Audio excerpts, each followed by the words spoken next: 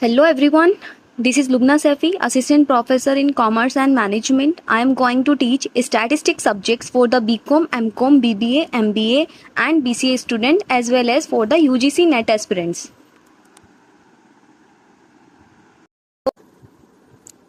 Let's talk about history of statistics. The word statistics is derived from the Italian word statista and from the Latin word statistis, जिसका means होता है political state.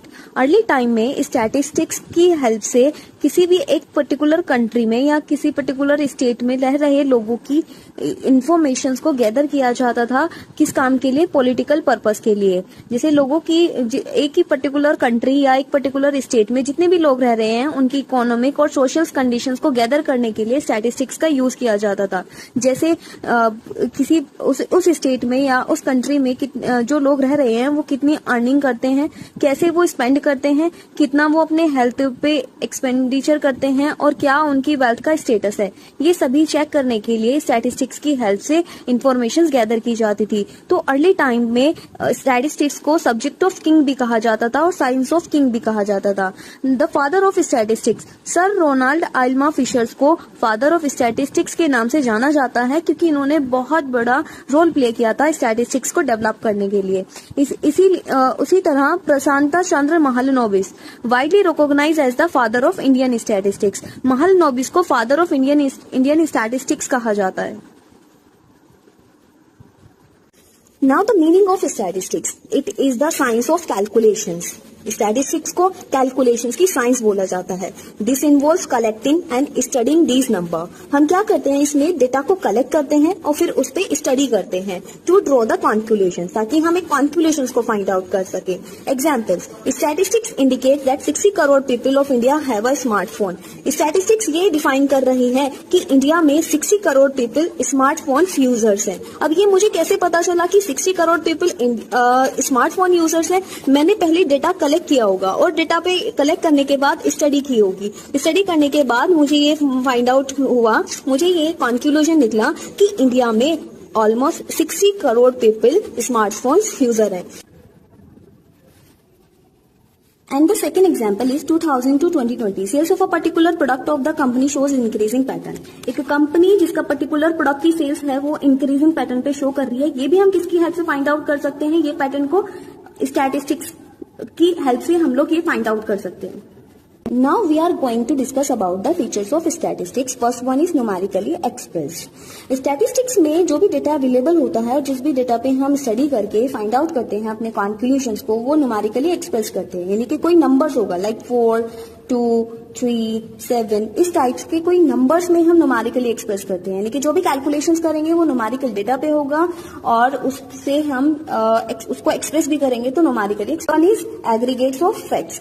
Statistics केवल एक ही single facts को stats नहीं बोला जाता है, बहुत सारे फैक्ट्स को मिलाकर स्टैटिस्टिक्स बोला जाता है. यानी कि एक सिंगल वैल्यू को आप स्टैटिस्टिक्स नहीं बोल सकते, बहुत सारे जब फैक्ट्स मिलते हैं तब वो जाकर के स्टैटिस्टिक्स बनता है. जैसे किसी क्लास में मैंने कलेक्ट किए 10 स्टूडेंट्स के नंबर, तो 10 स्टूडेंट्स के मार्क्स मैंने कलेक्ट किए, तो एक बच्चे के आउट ऑफ 10 7 मार्क्स हैं, एक बच्चे के आउट ऑफ 10 8 मार्क्स हैं, एक बच्चे के आउट ऑफ 10 9 मार्क्स हैं, एक बच्चे के आउट ऑफ 10 6 हैं, एक बच्चे के अगेन 6 हैं, फिर 7 3 5 6 और 9.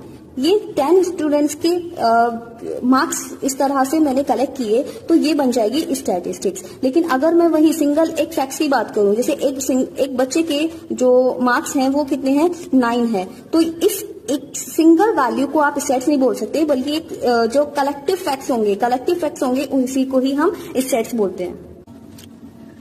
Third features is affected by multiplicity of causes. ये कहता है कि जो स्टैट्स में कॉन्क्लूजन्स निकल के आता है वो न केवल एक ही फैक्टर से अफेक्ट होता है बल्कि उसके लिए बहुत सारे फैक्टर्स अफेक्ट कर सकते हैं. जैसे कोई कंपनी है वो ये चेक करना चाहती है कि जो उसकी सेल्स है वो किससे अफेक्ट होती है. अब सेल्स जो है बहुत सारे फैक्टर से अफेक्ट हो सकती है, जैसे एडवर्टीजमेंट से, जैसे कि क्वालिटी से, क्वालिटी ऑफ द प्रोडक्ट, या फिर price, and fourth one is customer services. तो ये सारे फैक्टर हो सकते हैं जो सेल्स को क्या कर सकते हैं, अफेक्ट कर सकते हैं। तो जब ये स्टडी की गई और इनके बीच में कॉरिलेशंस फाइंड आउट किया गया तो ये पता चला कि जो सेल्स है वो सबसे ज्यादा एडवर्टीजमेंट से अफेक्ट हो रही है। यानी कि एडवर्टीजमेंट बहुत ज्यादा सेल्स को अफेक्ट कर रहा है। जितना ज्यादा एडवर्टीजमेंट पे एक्सपेंस करेंगे तो सेल्स उतनी ही ज्यादा इंक्रीज होगी। तो इसका मतलब ये नहीं है कि सेल्स जो है सिर्फ एडवर्टीजमेंट से अफेक्ट हो सकती है। क्वालिटी और प्राइस ऑफ कस्टमर सर्विसेज कुछ अफेक्ट नहीं करते हैं। ऐसा नहीं है कि केवल एडवर्टीजमेंट से ही अफेक्ट होगी। तो सेल्स जो है बाकी सारे फैक्टर से भी अफेक्ट हो सकती है। Fourth one is reasonable standard of accuracy. ये फीचर ये बताता है कि जब डेटा का कलेक्शन करते हैं तो एक रीजनेबल स्टैंडर्ड को फॉलो करना चाहिए। इससे क्या होगा, जो एरर के चांसेस होते हैं वो बहुत कम हो जाते हैं। जैसे फॉर एग्जांपल मैं ये चेक करना चाहती हूँ कि वीट का जो प्रोडक्शन है इंडिया में वो कितना है। तो वीट के प्रोडक्शन के लिए मैं एक स्टैंडर्ड फॉलो करूंगी, यानी कि जो डेटा है कलेक्शन, जब डाटा कलेक्शन करूंगी तो वो उसे मैं क्विंटल में कलेक्ट करूंगी, यानी कि क्विंटल्स में देखूंगी कि डाटा का जो वीट है वो कितना प्रोड्यूस हो रहा है। इसी तरह से अगर मैं ये चेक करना चाहूँ कि गोल्ड या सिल्वर का कितना प्रोडक्शन है तो मैं उसे कलेक्ट करूंगी किलोग्राम में या फिर ग्राम में।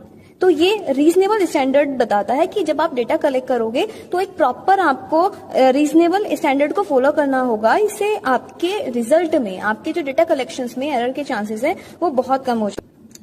And last one is systematically collections of data. ये बताता है कि जब आप डेटा का कलेक्शंस करोगे तो एक प्लान बना करके उसे कलेक्ट करो, क्योंकि जब प्लान से आप एग्जीक्यूट करोगे तो उसमें एरर के चांसेस बहुत कम हो जाएंगे।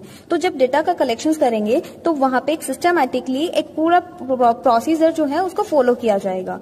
These are the features of statistics. Now we are going to discuss the functions of statistics.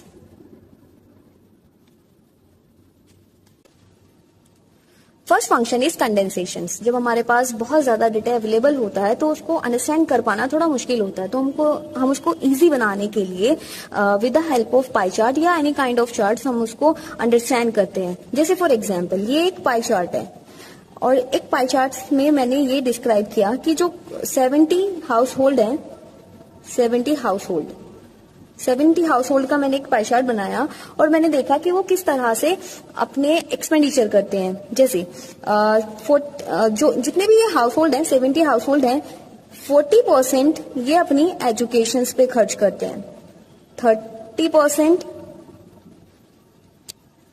Clothes पे खर्च करते हैं, 20% फूड पे खर्च करते हैं एंड रिमेनिंग 10% एंटरटेनमेंट पे खर्च करते हैं।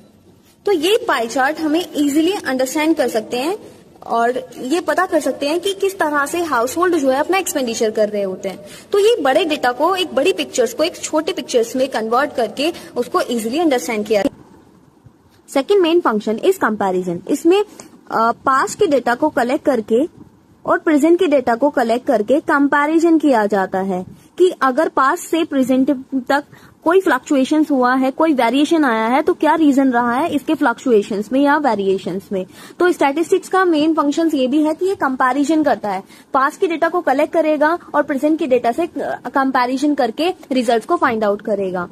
Next function is correlations and regressions. Correlations and regression, इसमें क्या होता है, दो या दो से ज्यादा वेरिएबल को, जैसे लेट्स से कि एक्स और वाई, इन दोनों के बीच में कंपैरिजन करेगा और कंपैरिजन करके इनके बीच में ये चेक करेगा कि इनके बीच में क्या कॉरिलेशंस है और क्या इनका एक दूसरे से लिंक्ड है, किस तरह से एक दूसरे से अफेक्ट होते हैं। जैसे फॉर एग्जाम्पल अगर मैंने एक्स को डिमांड से रिप्रेजेंट किया है और वाई को प्राइस से, तो प्राइस और डिमांड में कैसा रिलेशनशिप है। तो प्राइस और डिमांड में एक नेगेटिव कॉरिलेशन है कि अगर प्राइस इंक्रीज होता है तो डिमांड ऑटोमेटिकली डिक्रीज होगी। लेकिन अगर वाई में अगर चेंजेस करते हैं, लेट्स से कि प्राइस में अगर 2% का चेंजेस किया तो डिमांड पर कितने % का चेंजेस आएगा, ये हम फाइंड आउट करते हैं कॉरिलेशन एंड रिग्रेशन की टेक्निक्स की हेल्प से, कि अगर प्राइसेस में 2% या 3% का चेंजेस आया तो तो वाई में कितना चेंजेस आएगा।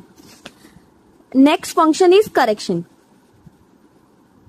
एक बहुत सारा डेटा के अवेलेबल होने के बाद हम एक करेक्ट एक्यूरेट रिजल्ट नहीं फाइंड आउट कर सकते। तो स्टैटिस्टिक्स की हेल्प से टेक्निक्स लगा करके हम एक करेक्ट रिजल्ट फाइंड आउट कर सकते हैं।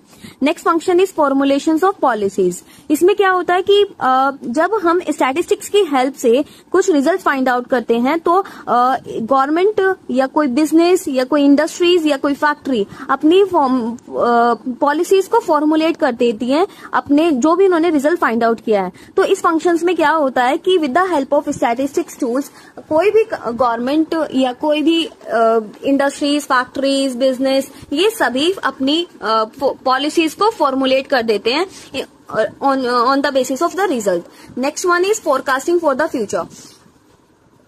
Next function explain that कि जो भी कैलकुलेशंस होती है जो भी हम रिजल्ट फाइंड आउट करते हैं उसके बेसिस पे हम फ्यूचर्स की अनसर्टेनिटी को थोड़ा सा रिड्यूस करके एक एक्यूरेट रिजल्ट एक्यूरेट डिसीजन ले सकते हैं और फोरकास्टिंग कर सकते हैं। These all are the functions of statistics. आपको इसकी पीडीएफ वीडियो के डिस्क्रिप्शंस में मिल जाएगी तो आप वहां से डाउनलोड कर सकते हैं। Thank you, God bless you all. मेहनत करते रहो, जीत की शानदार तैयारी करते रहो। Thank you.